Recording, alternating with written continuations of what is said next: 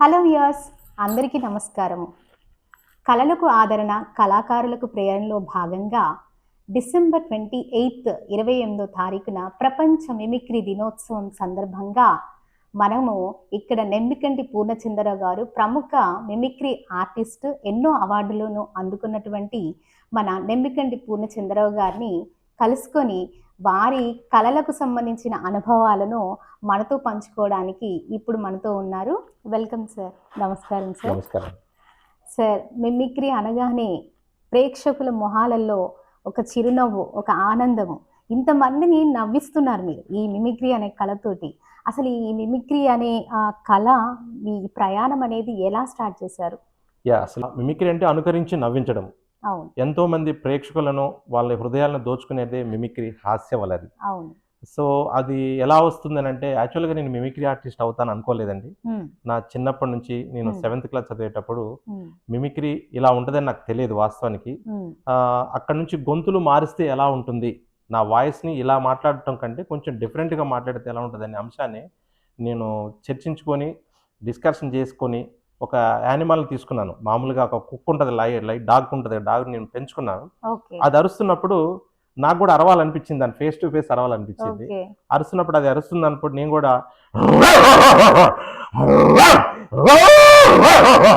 అన్నానంతే. ఇది వాయిస్ వచ్చేవరకు ఇది కుక్కలాగా నీ వాయిస్ కూడా అలాగే ఉందని చెప్పి మా వాళ్ళు చెప్పడం వల్ల అక్కడతో నేను స్టడీని ముందుకు కొనసాగిస్తూ సోషల్ వెల్ఫేర్ గురుకుల పాఠశాల పాలంచులో చదువుకునేటప్పుడు మా ఉపాధ్యాయులు, మా గురువులందరూ కూడా, అరే నువ్వు ఇది వాయిస్ చేంజ్ చేస్తున్నావు కాబట్టి ఇది మిమిక్రీ అంటారు, ఇది ఒక్కటి దాంతోనే కాకుండా ఇంకా మిగతా వాయిస్లు కూడా ప్రాక్టీస్ అవ్వని చెప్పానంటే, అక్కడున్న మా సార్లు గురువులందరితో కూడా వాళ్ళ వాయిస్ని ఇమిటేట్ చేయడం వల్ల నాకు కొంచెం మిమిక్రీగా ఆ గుర్తింపు రావడం జరిగింది అన్నమాట. అంటే ఫ్యామిలీలో ఎవరైనా ఉన్నారా సార్, మీ బాబాయ్ కానీ మీ ఫాదర్, ఇంకెవరైనా ఈ రంగంలో ఉన్నారా? వాస్తవానికి మా నాన్నగారి కళాకారుడు.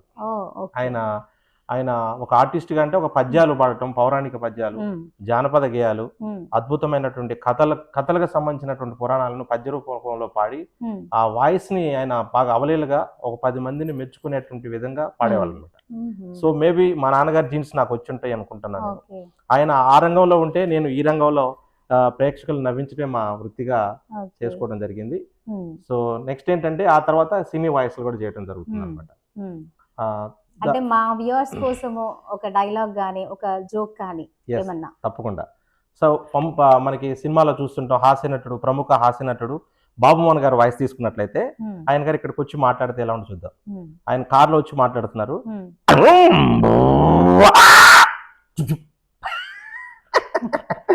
అన్నా, ఇక్కడ కూర్చున్న అందరికి నమస్కారం అన్నా, నా ముందు కూర్చొని ఇంటర్వ్యూ చేస్తున్న సబితా గారికి నమస్కారం అన్నా. అన్నా, ఈ కార్యక్రమానికి నేను కోటా వద్దామనుకున్నామన్నా. కోటన్న కొత్తగూడెంలో పుసుక్కున కుక్క కరిసిందన్నా. అన్నా, నాకు తెలియక అడుగుతున్న అందరూ తెల్లగా పసుపుగా కనపడుతున్నారు ఏంటన్నా, ఒక్కలు కూడా నాలా అందంగా దున్నపోతులా కనపడలేదు ఏంటన్నా. మరి అదే ఎందుకు, ఏమిటి, ఎలా అని మాత్రం అడగద్దన్నా. వెళ్ళొస్తానన్నో ఓ అన్నా. ఈ విధంగా ప్రేక్షకుల ముందుకు వెళ్ళినప్పుడు పూర్ణ గారు అసలు ఇది చాలా బాగా చేస్తారు, మళ్ళీ మళ్ళీ వినాలనిపిస్తుంది అనే ఒక డైలాగ్ గానీ, ఒక జోక్ గానీ ఏదైనా ఉందా సార్? మీరు అన్నట్లుగా బాగా పగలబడి నవ్వేటువంటి హాస్య నటుడు, ఆయన చూస్తే నవ్వొచ్చే విధంగా ఉన్న హాస్య నటుడు జయప్రకాష్ రెడ్డి గారు. ఆయన కబడ్డీ సినిమా నుంచి ఒక వాయిస్ తీసుకున్నట్లయితే ఆయన మాట్లాడితే ఎలా ఉండదు.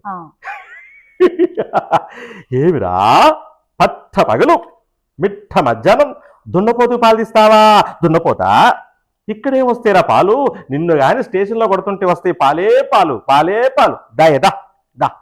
ఈ విధంగా వాయిస్ తీసుకోవచ్చు. గ్రేట్. శబ్దాలు పలికించడానికి మన గొంతును బాగా పాడుతూ ఉంటారు, దానికి కాను ఏమన్నా మీరు ప్రికాషన్స్ తీసుకుంటారా, జాగ్రత్తలు ఏమన్నా తీసుకుంటారా? ఏంటంటే ఇది నిరంతర ప్రక్రియ మేడం, నిరంతరం ఎప్పుడు కూడా నేర్చుకుంటూ ఉండాలి. ఏదైనా కొత్త వాయిస్లు వచ్చినప్పుడు దాన్ని అబ్జర్వేషన్ చేసి, లేదంటే ఒక వింత మనిషి మనం మాట్లాడేటప్పుడు వేరే వాళ్ళు ఎవరన్నా గట్టిగా అరిచినప్పుడు ఆ వాయిస్ ని అబ్జర్వ్ చేస్తే ఇమీడియట్ గా నేర్చుకోవడానికి ఒక అవకాశం ఉంటుంది మాకు అన్నమాట. అది అంటే ప్రాక్టీస్ మేబీ మ్యాన్ పర్ఫెక్ట్ అని చెప్పి అంటారు. కాబట్టి ఇప్పుడు యాక్చువల్ గా కొత్త సినిమాల్లో కొత్త హీరోలు వస్తున్నారు. ఉదాహరణకి బాలకృష్ణ గారు వాయిస్ తీసుకున్నట్లయితే ఆయన అఖండ మూవీ నుంచి కొంచెం ఆవేశంగా డైలాగ్ చెప్తారు, చాలా పవర్ఫుల్ గా చెప్తారు. ఒక్కసారి డిసైడ్ అయ్యి బరిలోకి దిగితే బ్రేకులు లేని బుల్డోజర్ ని తొక్కి బార దబ్బుతా, లెఫ్టా రైటా టాపా బాటమా, ఎటు నుంచి రేకు గీకినా కొడక ఇంచు బాడీ కూడా దొరకదు. మీకు సమస్య వస్తే దండం పెడతారు, మేము ఆ సమస్యకే పిండం పెడతాం. Both are not same. ఈ విధంగా బాలకృష్ణ గారి వాయిస్ ని డిఫరెంట్ గా తీసుకొని చేస్తుంటారు అనమాట. అది ఇప్పటి వరకు మీరు ఎన్ని ప్రోగ్రామ్స్ అని ఎన్ని షోస్ చేశారు? ఎస్, మొట్టమొదటిగా నా షో వచ్చేసి ఒక 50 రూపీస్కి నేను రెమ్యునరేషన్ చేయడం జరిగింది మేడం. అక్కడ నుంచి నా ప్రయాణం కొనసాగిస్తూ నా డిగ్రీ కంప్లీట్ అయిన తర్వాత స్టేజ్ షోలు అనేటివి స్టార్ట్ చేయడం జరిగింది. ఈ స్టేజ్ షోలో ఏంటంటే గవర్నమెంట్ స్కీమ్స్ పై కూడా అప్పుడు ఉన్నటువంటి గవర్నమెంట్ స్కీమ్స్ ఏవైతే పెట్టిందో దాని మీద కళాజేత ప్రోగ్రామ్ స్టార్ట్ చేయడం, అక్కడ నుంచి నా వాయిస్ ని ఇంకొంచెం మరింత మెరుగు పెట్టేసి కమర్షియల్ ప్రోగ్రామ్స్ కూడా చేయడం జరుగుతుంది. మ్యారేజెస్ కానీ, తర్వాత రిసెప్షన్ ఫంక్షన్స్, బర్త్డే అకేషన్స్, ఏవైనా ప్రోగ్రామ్ ఏదైనా కానీ సక్సెస్ఫుల్ చేసి అక్కడ ఉన్నటువంటి పార్టీని మనం హ్యాపీ చేయడం అనేది నా యొక్క ధర్మంగా ఉంచుకుంటూ ముందుకు వెళ్తూ ఇప్పుడు దాదాపుగా కొన్ని వేల ప్రోగ్రామ్ చేశానండి. అందులో ది బెస్ట్ నాకు ఈ ప్రోగ్రామ్కి వెళ్ళడం వల్ల ఈ షోలో నాకు చాలా మంచి గుర్తింపు వచ్చింది, అలాంటి షో ఏదైనా ఉందా సార్? ఎస్, 3M కళా వేదిక అని చెప్పేసి హైదరాబాద్ రవీంద్ర భారతిలో నన్ను ఇన్వైట్ చేయడం జరిగింది as a mimicry artist. 3M అంటే 3 Mలు ఉంటాయి మేడం. మిమిక్రీ, మ్యాజిక్ షో, మాట్లాడే మాయాజాలం, సూపర్, మైమింగ్. ఈ 3 షోస్ ని చేసేటువంటి ఆర్టిస్టులు అక్కడ పిలిపించేసి ఎస్పెషల్ గా నన్ను అక్కడ ఇన్విటేషన్ చేసినప్పుడు అప్పుడు కూడా నేను డాగ్స్ వాయిస్ చేయడం జరిగింది. అందుకే నన్ను కుక్కల పూర్ణచంద్రరావు అంటారు సాధారణంగా. నెమ్మికంటి పూర్ణచంద్రరావు మా ఇంటి పేరు అయితే జీ తెలుగు కామెడీ క్లబ్ లోకి వెళ్ళిన తర్వాత 2012లో జీ తెలుగు కామెడీ క్లబ్ చేశాను. అప్పుడు ప్రదీప్ గారు చెప్పారు, మీరు పూర్ణచంద్ర కాదండి, డాగ్ లాగా టాకుతారు కాబట్టి డాక్టర్ అని చెప్పి పేరు వచ్చింది.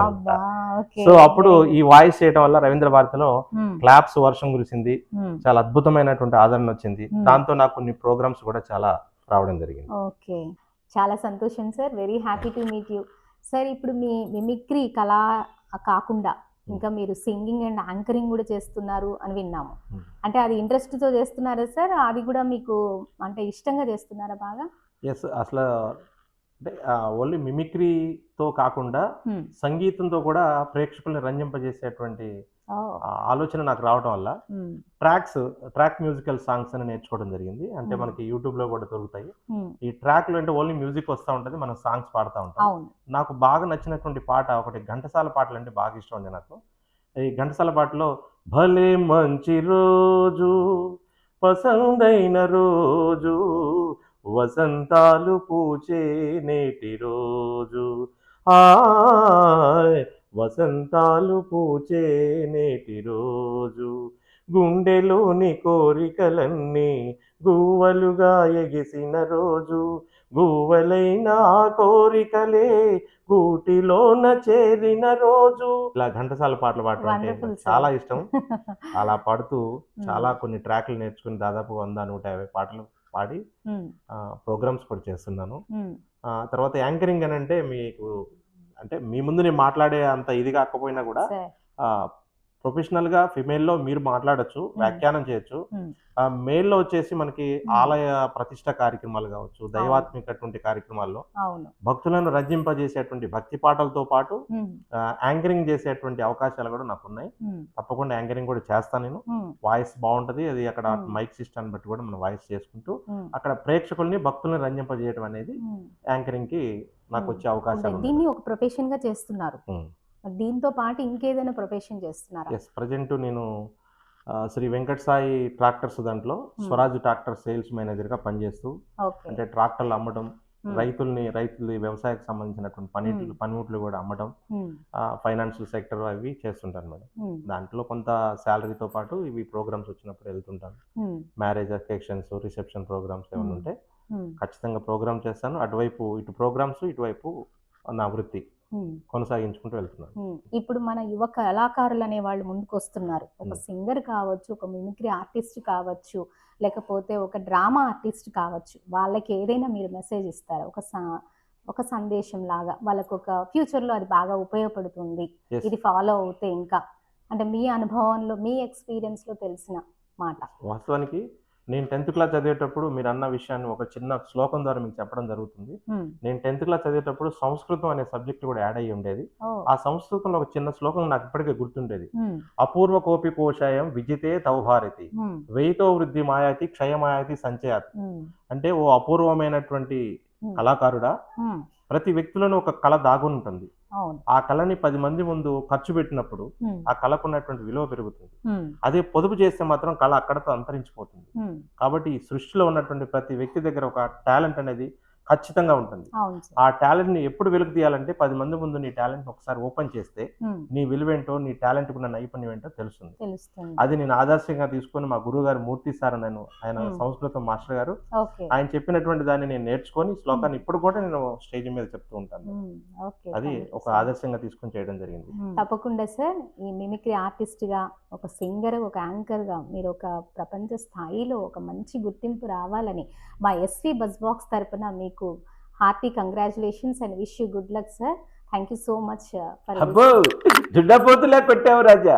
మరొక్కసారి చెబుతున్నా, ఎస్వి బజ్ బాక్స్ ఛానల్ ని సబ్స్క్రైబ్ చేసుకోవాల్సిందా మనస్ఫూర్తిగా కోరుకుంటా. మీ సుధాకర్ అబ్బో అబ్బో అయ్యో. Thank you thank you sir. Thank you.